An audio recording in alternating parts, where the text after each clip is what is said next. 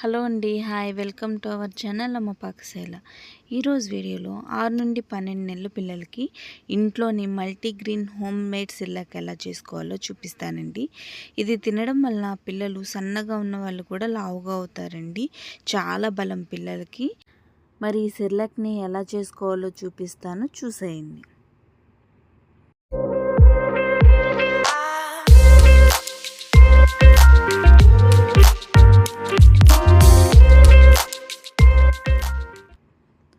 Cerelac చేసుకోవడానికి ముందుగా ఒక బౌల్ తీసుకొని ఒక గిన్నెడు బియ్యం తీసుకున్నానండి. తర్వాత ఒక హాఫ్ కప్పు వరకు కందిపప్పుని, ఒక పావు కప్పు వరకు ఎర్ర కందిపప్పుని తీసుకున్నాను. అలాగే ఒక పావు కప్పు వరకు పచ్చిశనగపప్పుని, అలాగే ఒక పావు కప్పు వరకు మినపగుళ్ళని తీసుకున్నాను. పిల్లలకి చలవ చేయడం కోసం కొన్ని బార్లీ గింజలు, అంటే 2-3 స్పూన్ల వరకు బార్లీ గింజలను తీసుకున్నానండి. అలాగే ఒక పావు కప్పు వరకు వేపిన శనగపప్పును కూడా తీసుకున్నాను.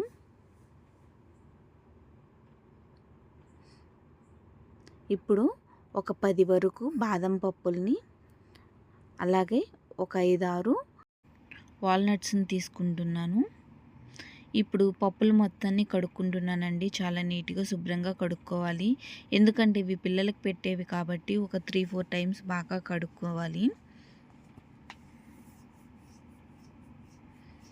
చూసారు కదా, ఈ విధంగా కడుక్కున్నాను. కడిగిన తర్వాత వీటి మొత్తాన్ని ఆరబెట్టుకోవాలి. ఈ విధంగా ఆరిన తర్వాత వీటిని వేపుకోవాలండి. వేయించుకునే ముందు పిల్లలకి చిన్నప్పటి నుంచి కొద్దిగా కారం అనేది అలవాటు చేయాలి. అందుకని నేను ఒక ఎండుమిర్చిని వేసుకుంటున్నాను. అలాగే ఒక 10 వరకు జీడిపప్పు పలుకులను వేసుకుంటున్నాను. ఇంకా డ్రై ఫ్రూట్స్ యాడ్ చేసుకోవాలనుకుంటే ఇప్పుడు యాడ్ చేసుకోవచ్చు. పిల్లలకి వాతం అనేది చేయకుండా ఉండడానికి కొద్దిగా వామును వేసుకున్నాను. వేసుకొని వీటి మొత్తాన్ని వేయించుకుంటున్నాను. మీడియం ఫ్లేమ్లో పెట్టి మాత్రమే వేయించుకోవాలి, లేకపోతే మాడిపోతే టేస్ట్ అనేది మారిపోతుంది. అందుకని ఈ పప్పుల్ని ఓన్లీ మీడియం ఫ్లేమ్లో మాత్రమే వేయించుకోవాలి.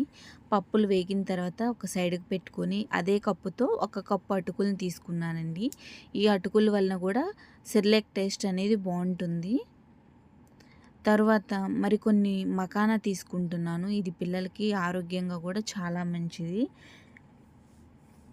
మకానా పిల్లలకి ఉట్టిది కూడా ఇస్తే తినేస్తారండి, అంత బాగుంటుంది.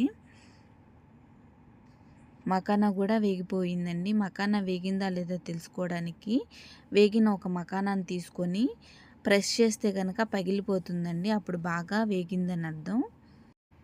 మకానాలో చాలా ప్రోటీన్స్ ఉంటవి. ఇవి విడిగా కూడా ఇస్తే పిల్లలు బాగా తింటారండి, విడిగా కూడా ఇవ్వచ్చు. ఇప్పుడు వీటి మొత్తాన్ని ఆరిన తర్వాత మిక్సీ పట్టుకుని ఇలా మెత్తటి పౌడర్లా చేసుకున్నాను. ఈ పౌడర్ని ప్లాస్టిక్ కానీ స్టీల్ కానీ డబ్బాల్లో స్టోర్ చేసుకోవచ్చండి. ఎన్ని రోజులన్నా నిల్వ ఉంటుంది, కానీ తడి అనేది తగలకూడదు.